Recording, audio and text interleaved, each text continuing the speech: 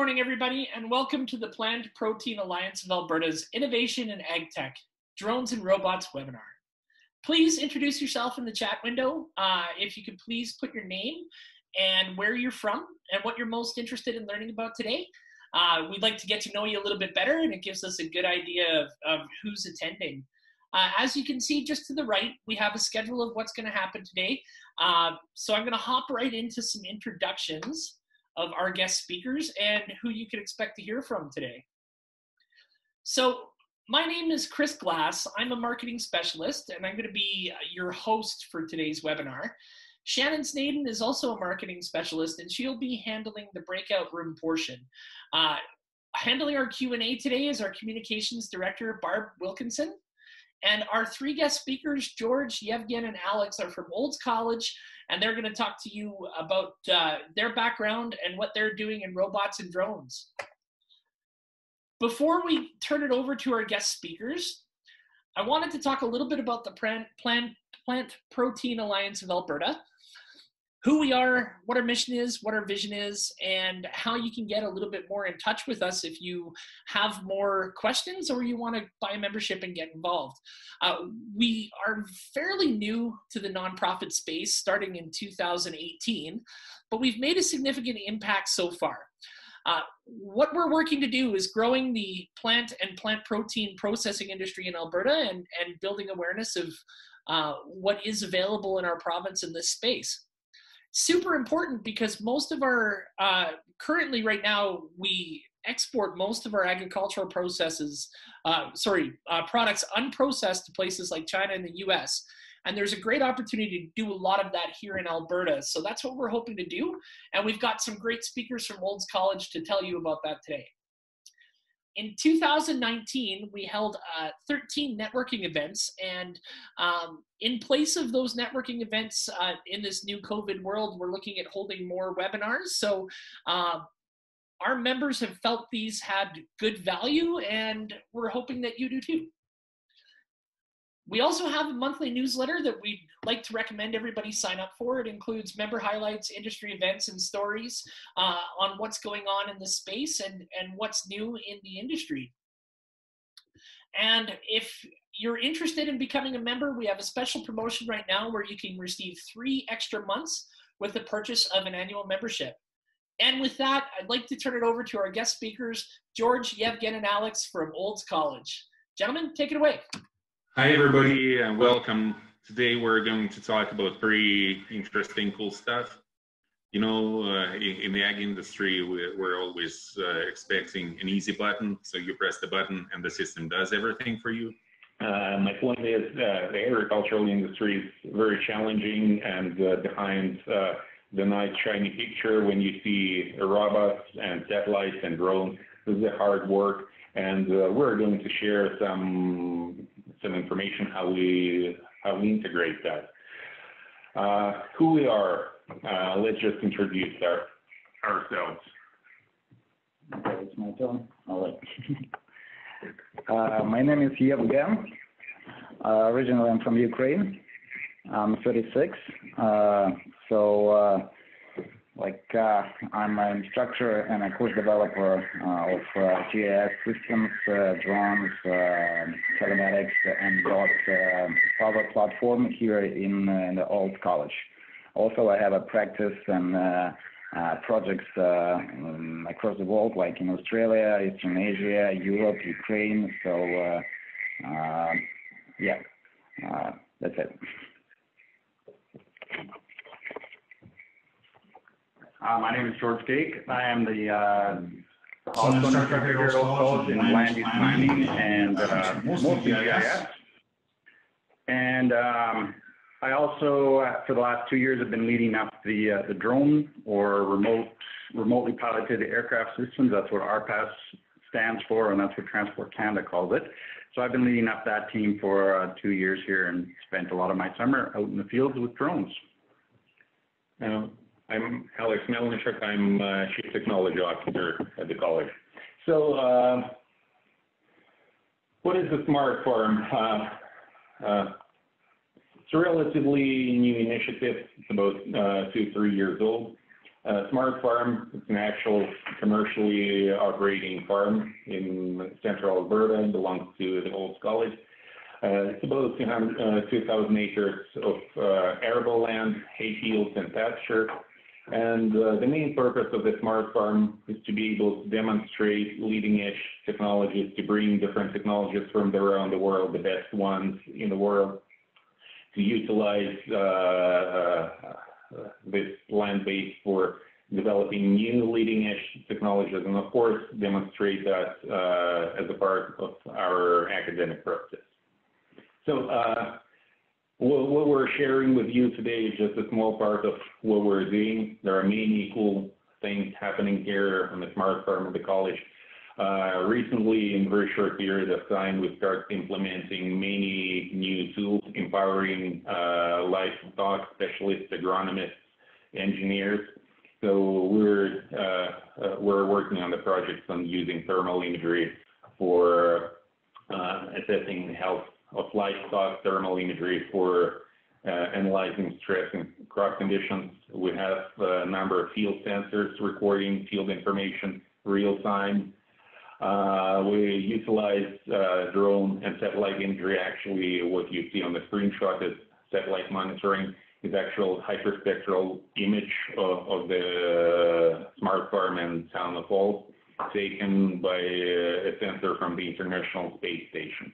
And of course, one of the central points of our Smart Farm activities is around robotics and autonomous equipment. Now it's Yevgen's part. He will start explaining what the DOT platform is. Okay, can you change them? All right. Okay, guys. So the DOT platform, you probably heard it from somewhere, like a newspaper.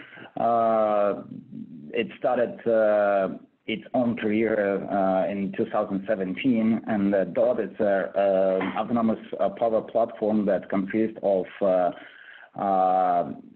U-shaped platform itself, an engine, Cummins engine with a 173 horsepower, and three implements like DOT sprayer, spreader, and seeder.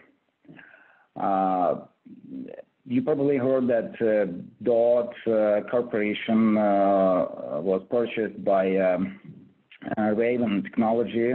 They call themselves as Raven Autonomy in March 2020. So DOT became a part of Raven Autonomy. So if you want to follow or you can want to see any updates or any news about the DOT, you better go to the Raven Autonomy website.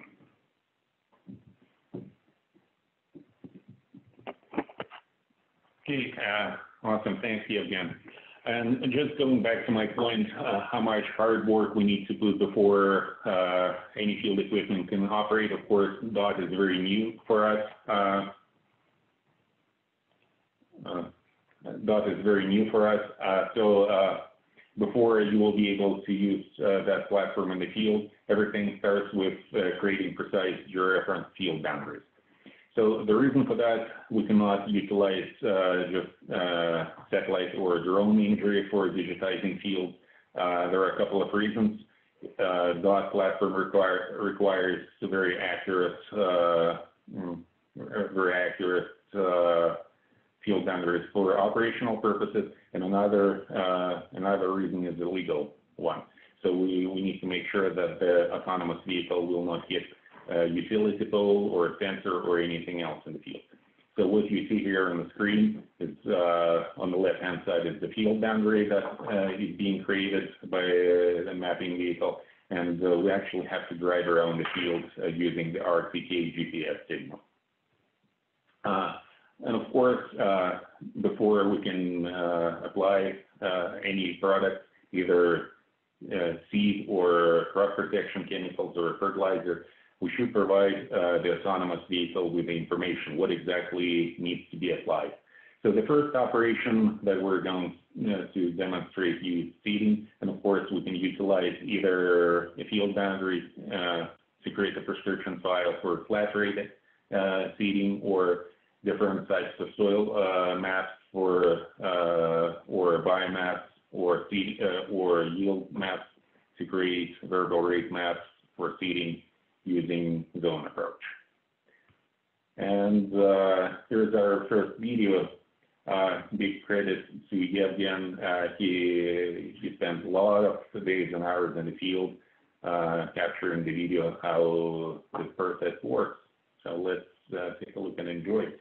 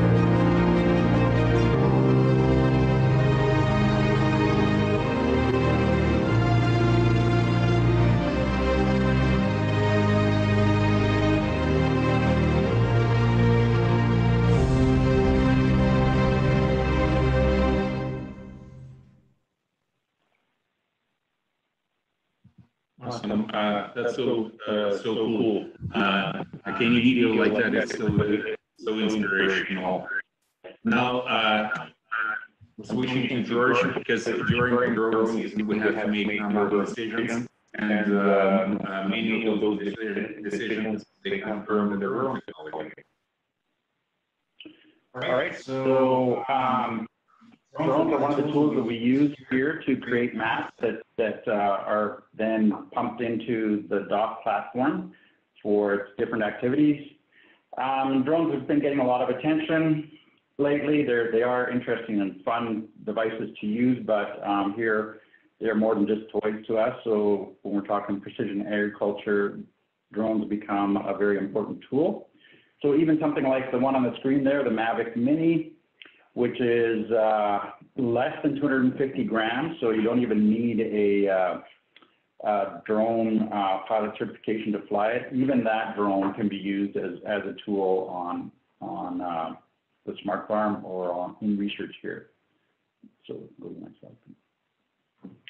So we've been using drones in our smart farm operations for 2 years now. And this year we expanded to actually have a bunch of different drones and also different kinds of sensors.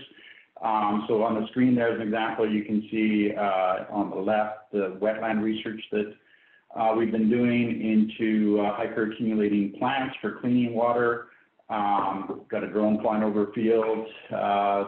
Then we have an image of some of the processing software that we use to actually process what happens in flight. And then a view of some of our research plots taken from a drone. So depending on what we're trying to do, it's important to use the right drone, the right sensor for the job. So at a basic level, we've got Mavic 2 Pros and Phantoms. These are drones that you can get off the shelf, even at Staples as an example. They're very popular, but we are, again, using them as a tool. So we can fly over a field and point the camera straight down and take lots of pictures and then stitch those together into an aerial map. So you can see a field there kind of in the middle right that's been partially harvested. So we created that mosaic of the field from a drone flight. Just to the left of that, you can see some damage to a crop from heavy rain. So again, we use drones to fly over the field and take regular pictures to see what's going on in the field. The bottom left there, we have an elevation map. So we use that for drainage analysis on fields. And we can also then, from the just from this regular RGB imagery, we can create volumes as well. So our silage pit, some manure piles and that, we can actually calculate volumes quite accurately from that. And then as well, we use it for videos. It might be just for checking on a field, but also, for, let's say, entertainment purposes as well. So there's if you want to press that link, we'll see. So on our Facebook page for Olds College, we have a little video that was taken earlier this summer of some of our pasture land down by Carstairs. Do you want to go to the next slide? So then a drone that is targeted directly to agriculture is the SenseFly EBSQ, and it has what we call a multispectral camera in it. So with that camera, it's looking at wavelengths beyond what we can see with our human eyes. And so that type of image gives us more information than obviously we can just see with the naked eye. So you can see at the bottom left, vegetative health for a field. So that highlights the red spots or areas where the crop isn't growing as well. And so it highlights for us, areas that we then need to send out another drone and check out. So the next image is just showing one of the areas that we flew to see what was going on in that. So from the EB, we get the GPS coordinates for these locations, and then we can fly other drones automatically to them. As well, we can do plant biomass calculations. So we're going to talk about that a little bit later on in this presentation. So that's the middle image. And then as well, we create the prescription maps for spraying or for spreading. So that's on the right-hand side there at the bottom. We also have one other drone here that is kind of our workhorse, the Matrice M600 Pro. So it is capable of carrying multiple payloads. So we switch different ones on and off that drone and use it for different purposes. So we have a thermal camera that Alex has already alluded to that we use. So from that we can see soil moisture. So in the image at the top right, the cooler colors are where there's higher moisture content. And then we can also look for stress in plants with that camera. So that shows up with thermal. As well, we use what's called LiDAR, which is basically using laser to measure the distance from the drone to the ground. And from that, we can create very accurate elevation maps and actually calculate the height of plants from that. And then we have hyperspectral cameras as well that we've just started experimenting with. So these see beyond the multispectral range to other wavelengths. And from that, we can actually identify some crops and plants. We can look for nutrient deficiencies in plants, and we can detect the water content in the plant canopy of a crop. So we're going to watch a little video here, and I'll narrate what's going on here. So this is one of the test flights that we did this summer with the 600. Underneath there, you can see what's called a headwall photonics camera, and it has two hyperspectral sensors underneath it, plus that round thing on the side there is the LiDAR to actually. Host would like you to unmute your microphone. You can press. Can you hear me now? So we've got GPS on top as well to get very accurate locations. We can use the remote control if we need to for manual flight, but for the most part, this thing is flown automatically. Got a launch pad to keep down the dust when it takes off and lands, and then we also sometimes lay out these ground control targets for more precise GPS locations. So we create the flight plan actually in 3D on a computer, so we can actually follow the terrain if it's hilly or not. And it takes a lot of batteries to run this, so we've got a special battery charger there, and we're just continually recharging batteries. The flight plan is uploaded to the iPad, which then communicates with the drone and sends the whole flight plan to the drone, and we can just launch it then automatically. Don't even have to use the controller, and away it goes into the blue yonder. So in this case, we're flying over a barley field, and again, thanks to Yevgen, he also sent up one of the Mavics at the same time to get overhead video of the Matrice with the head wall. Yeah. So we made sure we didn't collide with each other when we were flying that. So you can see we're flying a pattern over the field, so it just goes back and forth, and then when it runs low on batteries, it automatically comes back and lands. We swap out the batteries for a new set and continue on. So that's one of the limitations of the drones. In this case, the flight time is only 12 minutes, basically, that we had before we had to swap the batteries out. So it is a little bit frustrating. It'd be nice to have longer flight time, but if you've got enough batteries, you just keep swapping them out and flying them, and away it goes. So that's kind of a background on how we're using drones. They are very important tools for us. And so now we're going to talk about how we use the results from those drone flights for a prescription map for spraying purposes. Yeah, that's great, George. Thanks. Well, of course, drone can take a nice picture, but you have to translate that picture into an actionable information. So with the drone imagery, we can analyze the distribution of green biomass. And in this particular field, you see zones with low vegetation and high vegetation. And for example, when we're planning to spray that field with a fungicide, because of different yield potential and different crop conditions, some of the areas might need a little bit more fungicide, of course, within the legal or regulatory requirement. Some areas, they might need no fungicide or a reduced rate. So from either drone imagery or satellite, we can create prescription maps for spraying, and those prescription maps, they're basically tell the DOT platform how to spray the field. So here, this is a prescription map. This is a so-called as-applied map. That basically shows the actual work done by the DOT sprayer. And there's another video, Yevgen, maybe if you need, you can comment during the video, but I think it shows pretty well how the operation is done.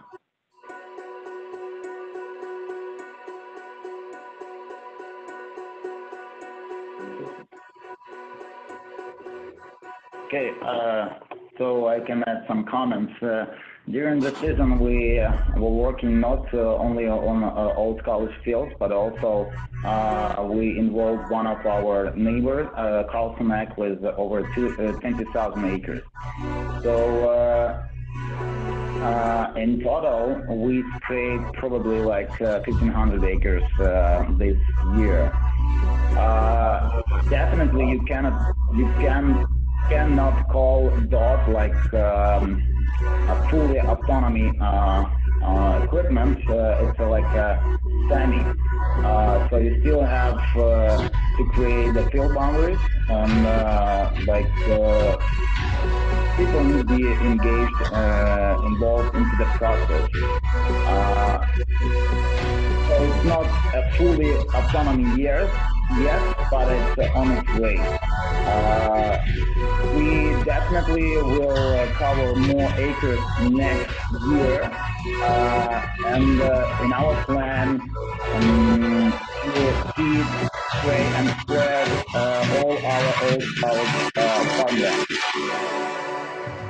So as you can see, I utilize a Trimble desktop software. It's the easiest way to take that image from the drone, a simple RGB camera, create a prescription based on the drone image, and apply with chemicals, apply the RX map with simple chemicals like fungicide, herbicide, and over the next year we will utilize for nutrients as well.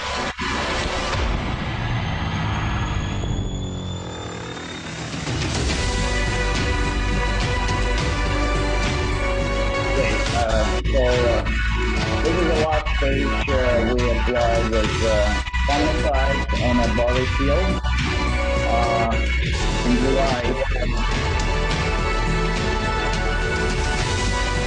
So the working width of the DOT sprayer is 120 feet.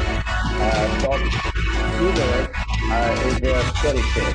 And DOT spreader is like around up to 90 feet. Each one of the music.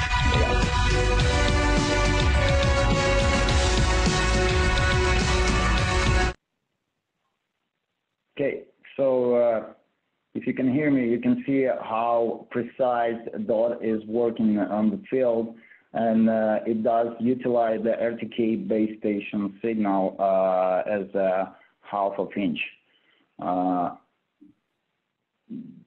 Yeah, so we applied with the two different rates this year, like 5 gallons per acre and 10 gallons per acre.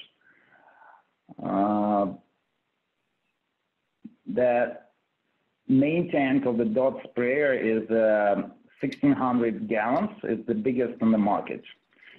So if you ever seen the self-propelled 400F New Holland sprayer, it has the same tank size.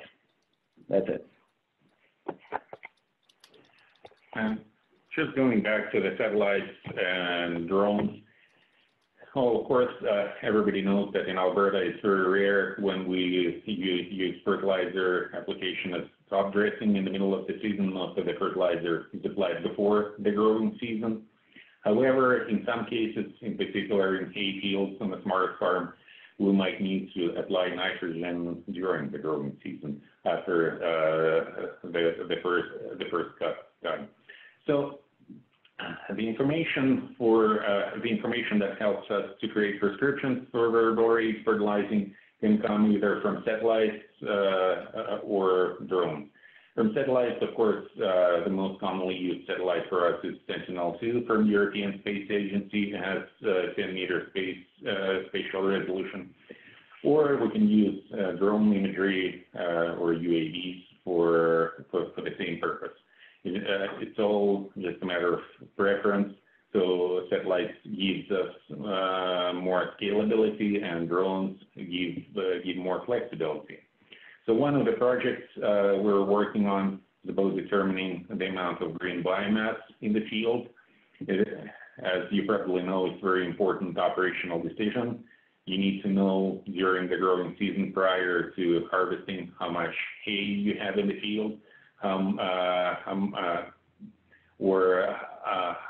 much green biomass is available in pasture to manage cattle. So first thing we did, we estimated the amount of green biomass using drone imagery and ground sampling. Unfortunately, neither drone imagery nor satellite data can tell us exactly how many tons per hectare or bushels per acre or pounds per acre of either grain or green biomass we have in the field. So we have to create a biomass map, and then in those zones with black dots, we collected ground samples. And then we're able to predict how much biomass was in the field prior to harvesting. And then also based on the same imagery, we created a variable rate application map for the same field to apply nitrogen using variable rate technology.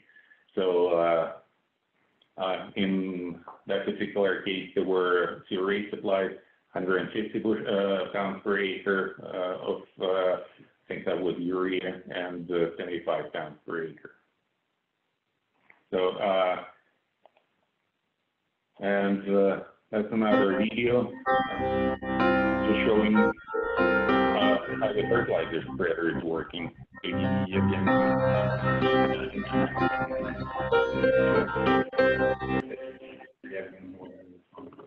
All right, so here's the time for a dot spreader. Actually, it's a US spreader from New Leader. We applied the nitrogen granules with the two different rates, 150 and 75 pounds per acre, based on the drone images that I collected early, probably a few days before we go. So what I'm heading to, you actually spend probably like 15-20 minutes flying your drone about the field, stitching those 500 images in one map, and then transfer that to a Trimble desktop software. Then you create a prescription map based on your background image, which came from a drone, and build that prescription for two different rates. It's easy peasy. That's why we are here. We are creating these courses for our students, and we're gonna teach them how to spend probably like 1.5 hours to create a prescription based on the drone and utilize the autonomous spreader for this purpose. Yeah, so DOT worked really good this year. Somewhere we got stuck with the dots. Somewhere it's gonna be everything shown in our dot course. Yeah, so here's like I just mentioned before, here we have our drone image, drone map, and you can create a that prescription file and just go and apply to different rates. This is the most important, that the spreader can work with a 16 section control system that can spread, can vary, can work with a prescription file, so it can spread differentially. 16 virtuals. Virtuals, yeah, 16 virtual sections. Thanks. Like an average speed we utilize was around like 6 or 7 miles per hour. We could drive faster, like up to 10, but there was no need for this.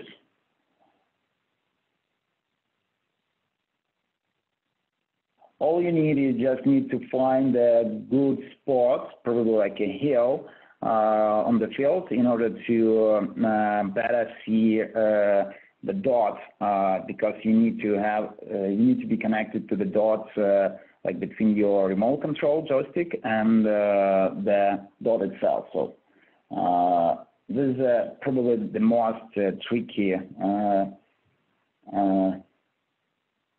like a part of this work. Here we spread it. It was not fertilizers. It was oats. Yeah, it was oats. Yeah, so the dot spreader can spread not only fertilizers.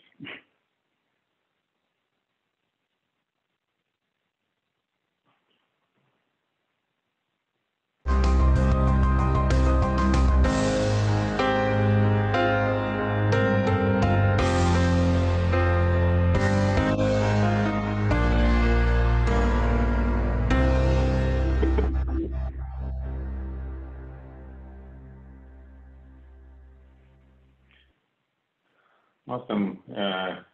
Great video. Unfortunately, the time is quite short, and we don't have enough time to share pretty much everything we do. But just before we'll wrap it up, I just want to share some information about the drone club that was created at the college. Unfortunately, it's not fully functioning this year due to the COVID-19 pandemic. But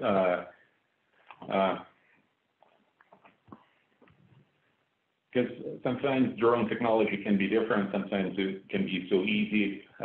One day I brought my 16-year-old son to the smart farm, and he's not a licensed drone pilot. He uses his DJI Mavic Mini drone, which doesn't require a license. Like Yevgen and George, they're licensed pilots. I'm not, and my son is not as well.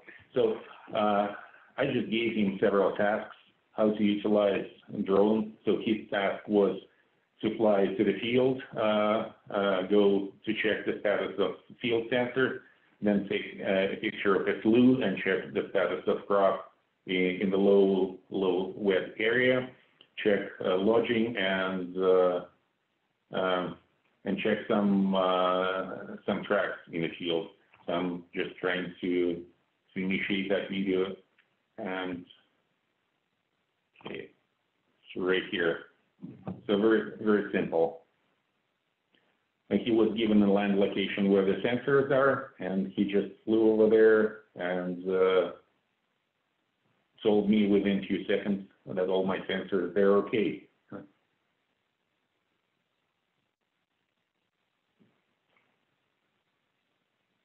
So if I wanted to do it physically, it would have taken about half an hour to get there and back. Then he took a picture of low wet spot. He took a picture of lodging for me, and he took a picture of tracks left by dot and the track when they were leaving the field. So that's a very small piece of information and just a small chunk of huge cool work that we're doing here that we would like to share with you. So thanks, and if you have any questions, we're more than happy to answer. Okay, I'm going to take back over the screen here.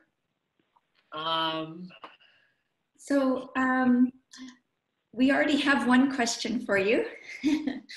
So, Ina wanted to know what differentiates the usage of a quad rotor from a fixed wing platform? And do they offer similar functionalities or completely different?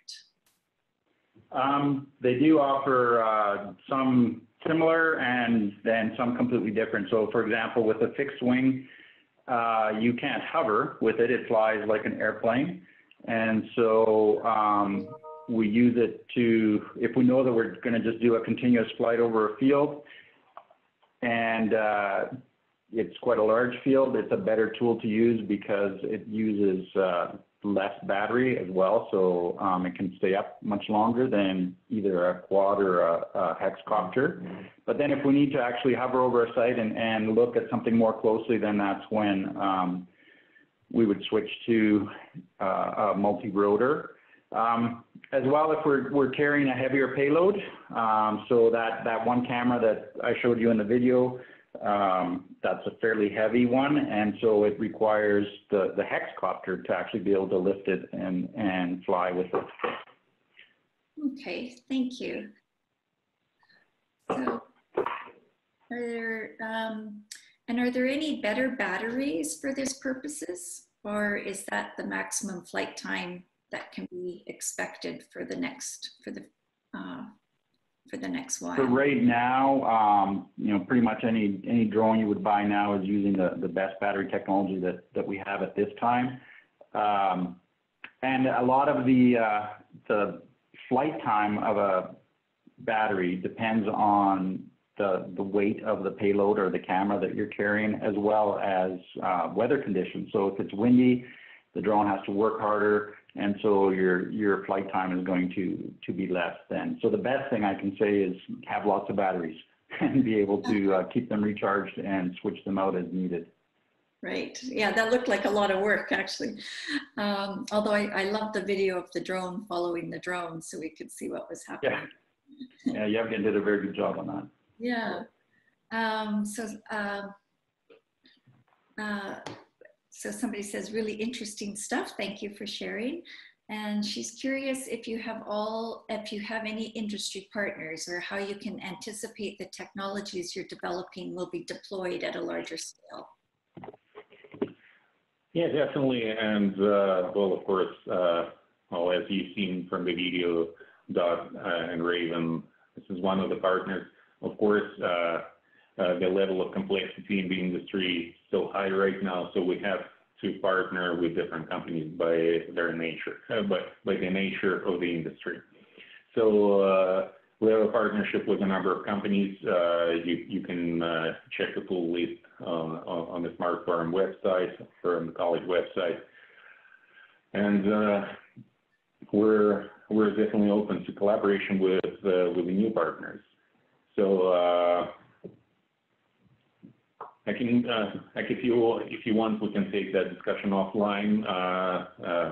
We can discuss the partnership in more detail offline, because it's a huge topic. The short answer, yes, we're collaborating with many different partners. Right. And can satellite and drone imagery be used for crop disease detection and management with leafy diseases? That's a great question, and that's probably one of my favorites. So the technical answer is drone imagery can definitely be used for detecting certain diseases. Operationally, when you can see diseases from satellites or even from drones, unfortunately, too late to respond. I keep telling that joke to everybody. The best thing you can do, you can write a nice letter of condolences to the grower saying, "Dear sir, we can see a disease from the air, so that means your crop is dead." For detection of diseases, I strongly believe in predictive analytics. Like in most cases, there are some minor exceptions, but for the most part, you would prefer disease prevention rather than curation. Right. So what type of background's required to deploy drones in the field? That would depend on the country that you're at. Here in Canada, you have to pass a certification exam. So there's quite a few different places where you can get training. And then myself, I have a GIS background, so like Alex alluded to, it's not, it's not enough to just be able to get a bunch of pretty pictures. You have to be able to actually work with them, process them, and analyze and interpret them. So I think that's one of the things that we've really learned here is that a lot of people get excited about the technology, but you have to be able to actually interpret what information is being given to you and then make actionable decisions from that. Yeah, it needs to be useful technology. So, and how can Canadian farmers use the technology to have a competitive advantage? Oh, that's such an extensive question. There is no simple answer. Of course, there are many discussions that very soon technology will replace agronomists and engineers. Don't worry, guys. It's not going to happen in the next 10, 20, 30 years. The agricultural industry is so complex that will always require boots on the ground. However, we strongly believe in technology, empowering agronomists, empowering field engineers, empowering farmers to help them to make better decisions or to make their operations more efficient. So like variable rate application of fertilizer or crop protection products is one of the examples. If you spend less fertilizer or less crop protection to produce one production unit or 1 bushel of grain or 1 bushel of canola crop, of course it's going to be a competitive advantage. Right. And how often are you seeing this type of technology being adopted on farms in Alberta? Do you know that? Well, several agronomy companies are definitely employing drones in their work, as well as there's several service businesses that deal directly with farmers just to provide them with the imagery and that. Again, the important part is to actually be able to interpret and make decisions based on what you see. So, some farmers get really excited and hire somebody to go fly their field, but then what do you do with the data? You've got to be able to interpret it and then put it into something like a variable rate sprayer so that you're actually taking advantage of what the information is telling you. And maybe, Yevgen, can you comment how many people use autonomous equipment with Canada? Do you have that information? Actually, yeah, probably like around 5 or 7 people. They purchased the DOT platform, but not like full amount of implements. So like Old College is the first institution in the world and actually the customer that bought 3 implements at once, like sprayer, spreader, and the seeder. Yeah. Right. Oh, great, thanks. So it shows, first of all, how challenging this pathway is, and it will take a while to digitalize and automate different operations in agriculture. But at the same time, I think we're in the right spot. We're in the very beginning of that. Right.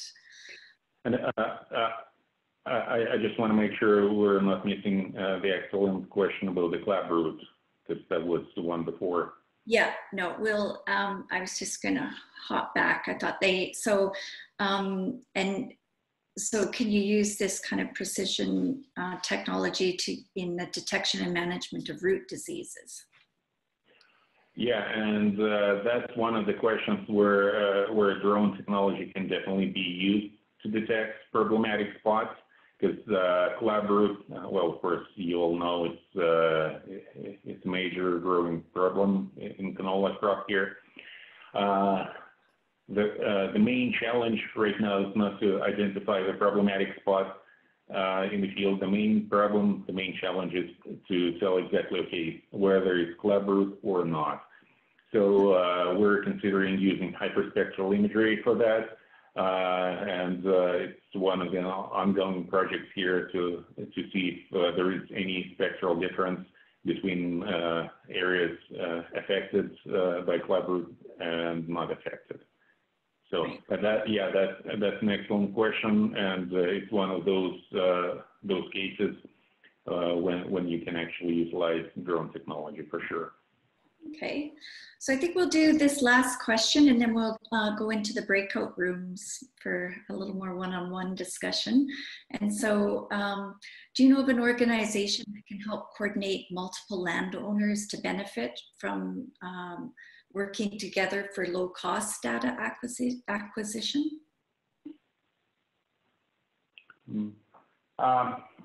It is, you know, very much still an emerging technology, and so there's not a huge buy-in to it, I guess. But I would suggest maybe approaching some of the different associations, like the pulse growers or something like that, and trying to go through an association like that that knows which farmers are growing what and where, and then plan that way. That off the top of my head, that's what came to mind. Okay. Yeah, it can be different types of custom work can be done by agri-retailer or by insurance companies, by I don't know, large agronomy companies. So whoever can aggregate that customer information and place a larger order for UAV imagery. Right. Well, because as you've shown us, a large and complicated thing to work all the technology together for to have it work the best. So, so thank you, and thank everybody. Thank you for joining us. And I think now Shannon and Chris are going to have us into the breakout rooms. So. That's right. So you should now see an option to join a breakout room on your screen. So please just go in there and we'll have some hosts. It's a good opportunity to do some networking, talk about some things that you thought about during the presentation. And you should be seeing that now.